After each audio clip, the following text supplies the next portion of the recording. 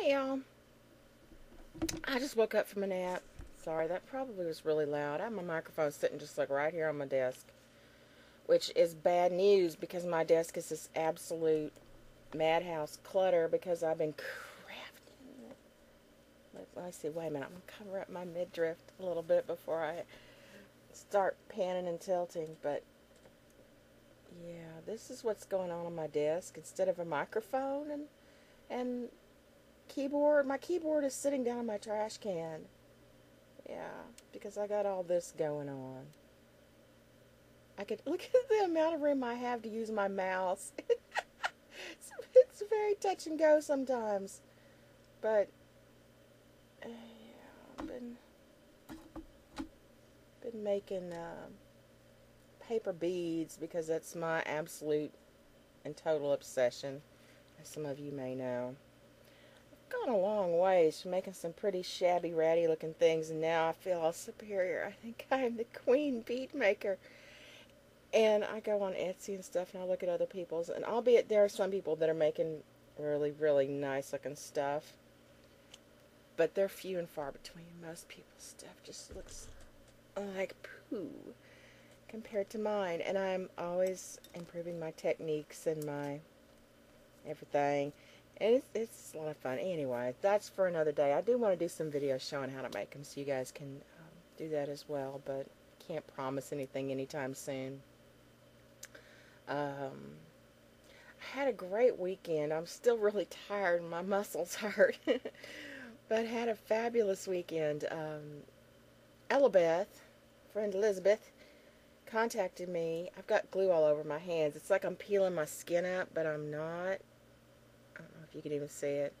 It's glue, because when I'm working, when I get glue on my hands, I just do like that and rub it on the backs of my hands. Get it off my fingers while I'm working. Anyway, and then I have like neat scabby things I can pull off later. She saw that at the Mid-America Science Museum, I'm probably getting the name wrong, but I'm not too concerned, down in Hot Springs, Arkansas, that they were having an exhibit of plasticized human corpses and body parts and stuff. And that's just kind of right up our alley. So she and my friend Danielle, who's Psycho Kitten 78 on here, we all got together, and man, it was kind of a whirlwind. It's one of these things that a trip from here to Hot Springs should probably be broken up by a night at a really nice hotel. But we did it all in one day. I stayed overnight at Danielle's, and which was nice because I got to see the kids. It was Simon's birthday party. My little godson Simon, he turned 3, so it was his birthday party, and got to spend time with his lovely older sister, whom I just adore. And got to see her parents, who I hadn't seen in quite a long time. So it was really good. I like staying over there.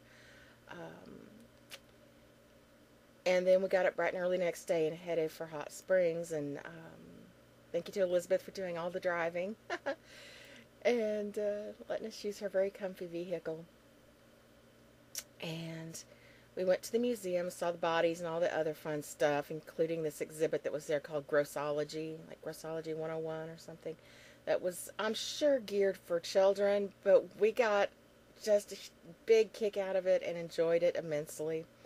There were these sort of exhibits or booths or machines set up where you could do everything from like play a video game looking thing that talked about how urine's made and the whole urinary system.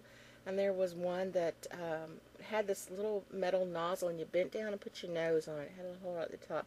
Then you push a button. There were 4 buttons. And you'd either get a nice big whiff of armpit, bad breath, foot, or anus. Danielle ran right over there and started pushing buttons and sniffing things and gagging and reeling and laughing. And I was laughing too, of course, because, it's great fun to see somebody else make a fool out of themselves. Well, Elizabeth was playing the urine game, and it was decided that I was going to bend down and do it too, but Danielle was going to get to pick the scent. Being a good sport, with a little bit of prodding, I did it. Of course, she had to push the anus button. I got a nice face full of anus. It was not a happy moment for me. I was sort of like, had a little gag thing going in here for about 10 minutes after that. Um, there was a thing about snot and how snot's made. Maybe I'll insert the photos in here somewhere.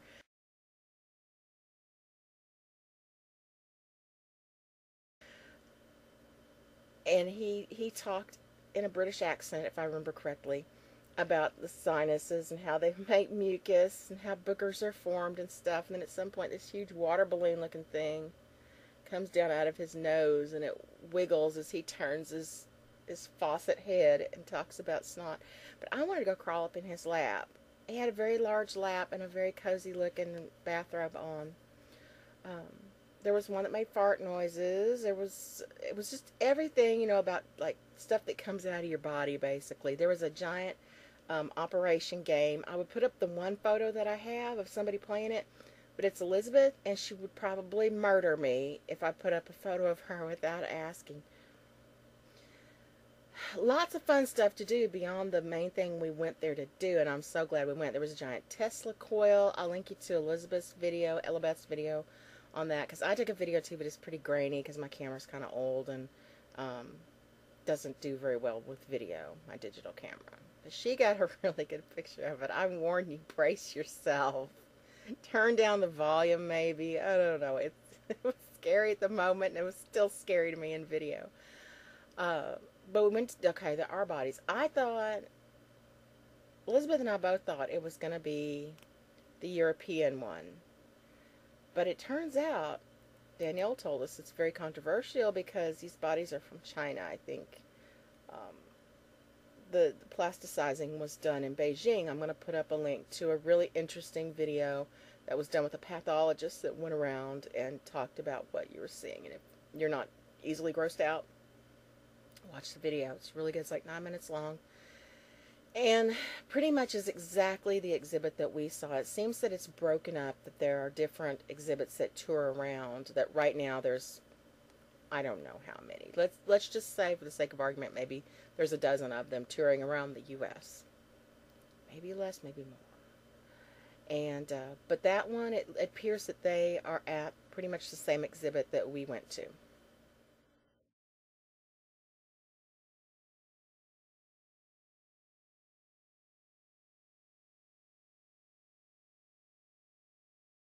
And we went because we all kind of like gross stuff, and because we all have very morbid senses of curiosity and humor sometimes. But I think, I can't speak for Danielle because I don't remember her really ever saying anything like this, but Elizabeth and I both commented that we were surprised that we were actually kind of disturbed by some of it. But so Danielle told us, so before we got there, that these are all Chinese people, and from what I gathered later as well, in China, it's just pretty much a blanketed feeling of it being very important to have your body properly disposed of. And I don't know if they bury or cremate or what there, but to go through the process and the ceremony and everything, that it's very, very important. And that it would just be almost impossible to find someone who would say, sure, I'll sign my body over to science. Unlike here, where it's fairly common. There, it just wouldn't be done. And that there are suspicions that these people, because these bodies seem to be from young people, okay? They look like people in their 20s and 30s. And mostly men, although there were at least one female that I can remember that was, as far as full body. They think that maybe they're political prisoners who are actually executed, so their bodies could be used for this, or maybe they're going to be executed anyway and their bodies are just sold, I guess, for the plasticizing. But so that added a whole other level of, is this even right, and how creepy is this? And of course, being that we're all ghost hunters, the first thing we thought of, or at least the first thing I thought of, was I wonder if those spirits are lingering around and following those bodies from exhibit to exhibit, and how much of a spiritual energy are we going to feel there, And because we're all pretty sensitive to that stuff. So we got in there, and at first it was all hunky-dory, and we're kind of laughing because there's like little shriveled up penises on them and stuff. And, and the bodies that had been like really highly dissected, it wasn't as bad, although Danielle was real creeped up by the eyes. I don't know if those are the original eyes that just had the plastic flushed into them, or if those were... See, I was thinking at the time that I was there, I was thinking they were like taxidermy eyes, but I don't know because they were very dull. They weren't like that glossy, glassy like taxidermy eyes are, so maybe those were the original eyeballs. I ain't sure. At first when we started through it, it was like, wow, that's a real human body up there. That's crazy. And like, you're not supposed to touch it, but you could, because a lot of it was not in any kind of case. A lot of full-size bodies were just standing there. But a few of them, I got the worst vibes off of it. You'll see if you watch that video, the 9-minute long video from Philadelphia Tribune, I think, was it? Anyways, from newspaper. And if you watch that, you will see at some point in there a human head, male's head, that was taken and sliced. Like first his face was sliced off, and then many more, like maybe a total of 5 or 6 cuts through the head. So you can kind of see all the, see what's going on in there. And that one disturbed me very, very greatly. When I looked at his face, I felt like he was looking back at me. And he looked like he was in pain. He looked sad and looked in pain. And that one really kind of creeped me out. And then there was one that was a female body standing, and she had been bisected, I guess the word is. I'm not sure. Bisected like that too, into many, many, many slices, and they were put in between heavy plastic and separated. So you could look in there and see the different organs and bones and everything. And she was weird because, and the face wasn't just like a face as I recall with her. Or maybe they didn't include the face. I don't remember seeing a face. I remember seeing the back of the body, though. I don't think there was any head hair. They shaved it. But the level it was at, like her lower back was right at my eye level. And I got really, really close. You could see pores. You could see all her pores and see... I was looking at her butt really, really closely, and you could see like a little butt hair all in it. And that, it was little things like that. It was like that and seeing the fingernails, because in cases would be like an entire arm or a foot. And it was interesting until I noticed the nails, and that somehow brought it into focus as this was part of a human being that, these nails grew, they might have chewed them, they clipped them, they, whatever. This was an arm that cooked and, maybe sewed and picked up children, and an arm that used to be on a person that had a life. It was strange. It messed with my mind a little bit more really than I thought it would. Not really from like a spooky way, but just, wow, this was a person that had their entire life, that had a crush on, had their first crush, their first kiss, who had a favorite food, who had somebody they hated. It just, the humanness of it. And it was kind of tragic and sad to me in a way, as interesting as it was to see the body, see how we work inside. It was still something very tragic and sad to me about this person's body never being at rest and being carted all over the world to be used to be looked at, to be under these spotlights and these black rooms being stared at all the time. I don't know. Maybe I'm reading too much into it, but that's just how my mind works. Anyway, we had a lot of fun there, running all around and doing stuff at the Science Museum.